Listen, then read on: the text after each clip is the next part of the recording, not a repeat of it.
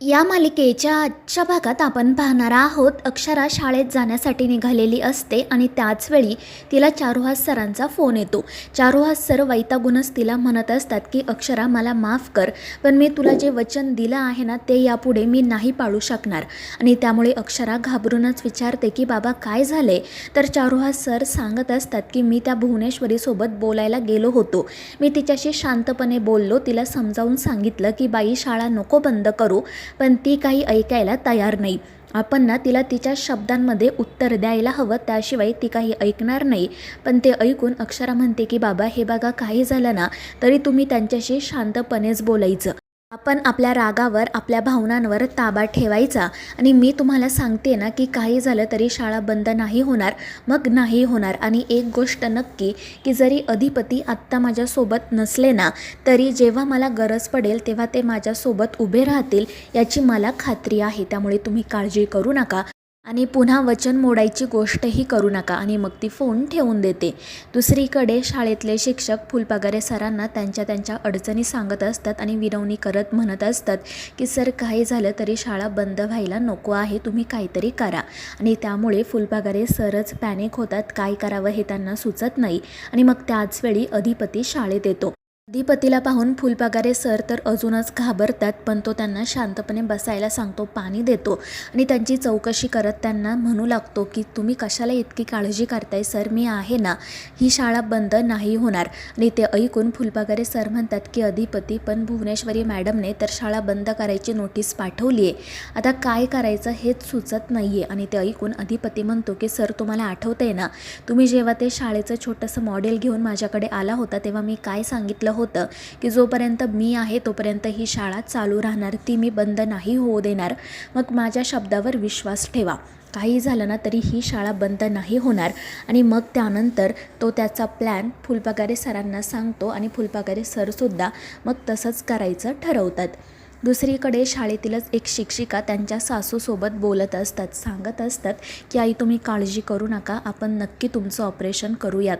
माझी नोकरी गेली ना तरी मी माझं सोनं मोडेल, तुमचं ऑपरेशन नक्की होणार. अक्षरा आली की मी तिच्यासोबतही एकदा बोलून घेते. आणि त्याचवेळी अक्षरा त्या ठिकाणी येते. तिने हे सगळं संभाषण ऐकलेलं असतं आणि मग ती त्या मॅडमला समजावत म्हणते की नका काळजी करू. तर त्या मॅडम रडत हात जोडत तिच्या पुढे म्हणत असतात की अक्षरा प्लीज काहीतरी कर ग, तूच भुवनेश्वरी मॅडमसोबत बोल, आता त्या तुझ्या सासूबाई आहेत, तुझं नक्की ऐकतील. मी तर त्यांच्या पुढे उभीसुद्धा राहू शकत नाही, खूप भीती वाटते त्यांची, पण काही झालं ना तरी ही शाळा बंद व्हायला नकोय. आणि त्यावर अक्षरा म्हणते की मॅडम नका काळजी करू, मी तुम्हाला सांगते ना शाळा नाही बंद होणार.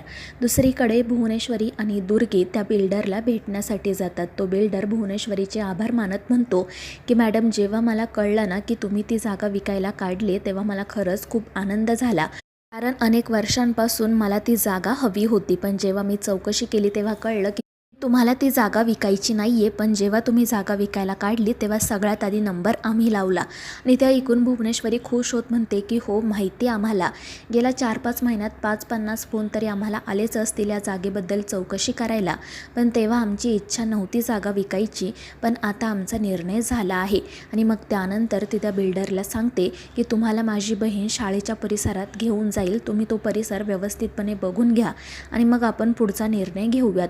आणि त्यावर तो बिल्डरही हो म्हणतो आणि मग दुर्गी त्याच्यासोबत शाळेमध्ये जाण्यासाठी निघते. दुसरीकडे फुलपागारे सर आणि अक्षरा बोलत असतात आणि आता आपण जे ठरवले तसंच करायचं असं म्हणत ते बाहेर येण्यासाठी निघतात. दुसरीकडे ती दुर्गी बिल्डरला सांगत असते की आमच्याकडे तर लोक करोडो रुपये घेऊन येत होते, पण आमच्या ताईने त्यांना ती जागा नाही विकली, कारण आम्हाला हवी ती रक्कम मिळाल्याशिवाय आम्ही ती जागा विकणारच नव्हतो. दुसरीकडे अधिपती शाळेत घडलेला सगळा प्रकार ओंकारला सांगत असतो. तो म्हणत असतो की आम्ही फुलपागारे सरांसोबत तर बोललो, पण मास्तरीनबाईंची भेट नाही झाली, पण आम्हाला त्यांनासुद्धा सांगायचे की तुम्ही काळजी करू नका, शाळा नाही बंद होणार, आम्ही आहोत तुमच्यासोबत, पण आता आम्हाला तिथे जाता येणार नाही, त्यामुळे तू जा आणि आमचा निरोप मास्तरीनबाईंना दे. आणि त्यावर ओंकारही हो म्हणत शाळेत जाण्यासाठी निघतो. दुसरीकडे शाळेच्या बाहेर सगळे विद्यार्थी शिक्षक आंदोलन करत असतात. त्यांच्या हातामध्ये भुवनेश्वरी हाय हायचे बोर्ड असतात, ते मोठमोठ्याने घोषणाबाजी करत असतात. आणि मग अक्षरा फुलपागारे सर देखील त्या ठिकाणी येऊन उभे राहतात. त्याचवेळी दुर्गी त्या बिल्डरला घेऊन त्या ठिकाणी येते आणि हा सगळा प्रकार पाहून ती खूपच चिडते. ती म्हणत असते की हे काय चाललंय तुमचं, कशाला ओरडताय आणि ही काय आंदोलन करायची जागा आहे का, कळत नाही का तुम्हाला. पण ते लोक काही ऐकत नाही. विद्यार्थी शिक्षक मोठमोठ्याने घोषणा देत असतात. त्यामुळे दुर्गी चिडून त्यांच्या अंगावर धावून जाण्यासाठी निघते, पण अक्षरा तिला आडवी येत थांबवते. ती म्हणत असते की मॅडम काही झालं ना तरी आम्ही ही शाळा बंद नाही होऊ देणार. पण दुर्गी तिलाच धमकी देत म्हणते की तुझा या सगळ्याशी काय संबंध आहे ग, ही जागा माझ्या ताईची आहे, ही जागा तिच्या नावावर आहे आणि आता तिने ठरवले की जागा विकायची, शाळा बंद करायची, मग शाळा बंद होणारच. तुम्ही कितीही ओरडलात ना तरी उपयोग नाही आहे. पण अक्षरा म्हणते की ही आमची शाळा आहे आणि आम्ही ही शाळा अशी बंद नाही होऊ देणार. जर भुवनेश्वरी मॅडमनी शाळा बंद केली तर विद्यार्थ्यांचं किती नुकसान होईल कळतंय का तुम्हाला. आणि मग पुन्हा ते विद्यार्थी शिक्षक घोषणाबाजी करू लागतात. पण दुर्गी ही ऐकायला तयार नसते. उलट ती त्यांना धमकी देत म्हणते की जर तुम्ही हे आंदोलन असंच सुरू ठेवलं ना तर मी पोलिसांना बोलावेल आणि तुम्हा सगळ्यांना आतमध्ये टाकेल. पण ते ऐकून अक्षरा ही चिडते आणि दुर्गीला सांगते की काही झालं ना तरी आम्ही शाळा बंद होऊ देणार नाही. भुवनेश्वरी मॅडमला त्यांचा हा निर्णय मागे घ्यावाच लागेल. आणि मग त्यानंतर ते सगळेजण पुन्हा मोठमोठ्याने घोषणाबाजी करू लागतात. तर तो बिल्डर दुर्गीला म्हणत असतो की मॅडम हे सगळं काय चाललं आहे, भुवनेश्वरी मॅडमने तर सांगितलं होतं की सगळे पेपर्स क्लिअर आहेत, पण बघा इथे हे लोक आंदोलन करतायत, घोषणाबाजी करतायत. आणि त्याचवेळी मग शाळेतले लोक त्या दोघांचा व्हिडिओ काढायला सुरुवात करतात. तो बिल्डर घाबरून म्हणत असतो की मॅडम माझं मार्केटमध्ये खूप चांगलं नाव आहे, जर हे सगळं सोशल मीडियावर आलं ना तर त्याचा माझ्या बिझनेसवर परिणाम होईल. आणि त्यामुळे दुर्गी त्या व्हिडिओ काढणाऱ्या लोकांवरच ओरडते, त्यांचे मोबाईल हिसकावून घेते आणि पुन्हा त्या शिक्षकांना म्हणू लागते की मला या बिल्डर दादांना शाळा दाखवायची आहे, तुम्ही बाजूला व्हा. मात्र ते लोक काही बाजूला होत नाही. अक्षरा तर ठामपणे दुर्गीच्या पुढे उभी असते. दुसरीकडे अधिपती ओंकारला कॉल करत असतो. ओंकार कॉल रिसीव करतो आणि त्याला सांगतो की भावा मी आत्ताच इथे पोहोचलो आहे, शाळेच्या बाहेर खूप गर्दी जमली आहे, घोषणाबाजी सुरू आहे. आणि त्यावर अधिपती म्हणतो की हो भावा, पण आता काही करून ना शाळा वाचायलाच हवी आणि तू एक काम कर, लवकरात लवकर माझा निरोप मास्तरीणबाईंपर्यंत पोहोचव.